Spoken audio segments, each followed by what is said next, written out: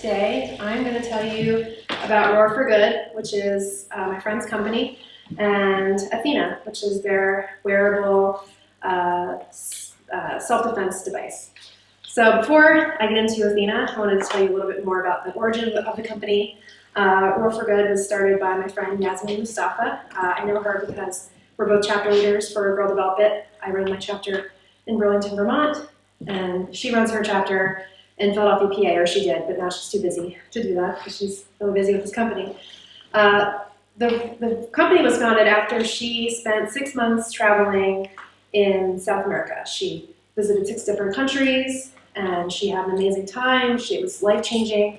But one thing that struck her is that everywhere she went, every woman she met had some story of being attacked or assaulted or feeling really unsafe on the streets of where they lived.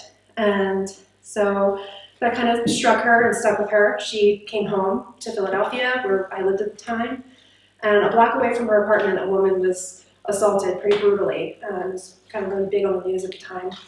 And so she decided that she had to do something about it, and she founded Roar with the goal of sort of solving this problem with technology. So the founding of the company is basically, it's a B corporation, and for every device that they sell, they donate part of the funds toward programs that are proven to sort of educate children and young men and people in prisons to try to increase empathy and thus actually lessen the number of sexual assaults and maybe someday reduce it forever and completely erase it.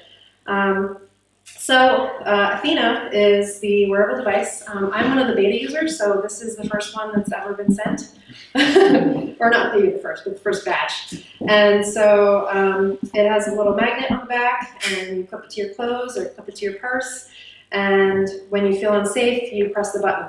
So it has an application that runs with it, and basically it shows where you are, where your location is. And so when you press the button, it drops a pin, and you choose the users that it goes to. I don't have any users yet, but that's what it would do. And it kind of reminds me all the time that it's connected. So when I open the device, I can see that my Athena is connected, and if I want to make sure I still have battery power, I can press the button and it lets me know. And so I've been wearing it. I charged it on the 24th.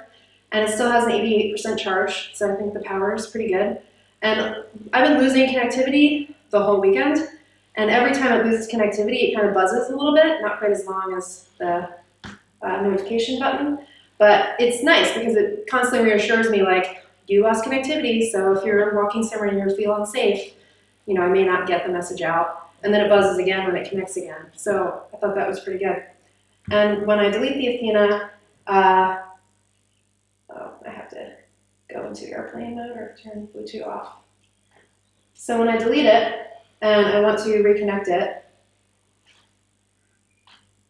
I have to press the button, and then little lights will start going off as it syncs. And so Athena has a few different settings. It has a very loud alarm that it might let me do it while it's syncing, but I'm not sure. So, I don't know how to turn it off yet. You guys just hold it down. This might be how There. turn it off. So, if you feel unsafe, it's a loud alarm, and so it would scare the person away and make them realize, like, oh, people are going to look. You're walking on the street. You can also set it to be silent, so, and this is great for someone who maybe lives in a situation where they deal with domestic violence and they don't want their partner to know that they're letting someone know that they feel unsafe.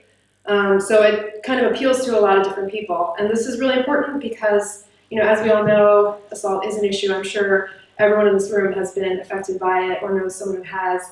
And so the goal of this company is to really prove that it's possible to reduce it and give women the empowerment to not feel like they are just victims of it. They can combat it in a different way.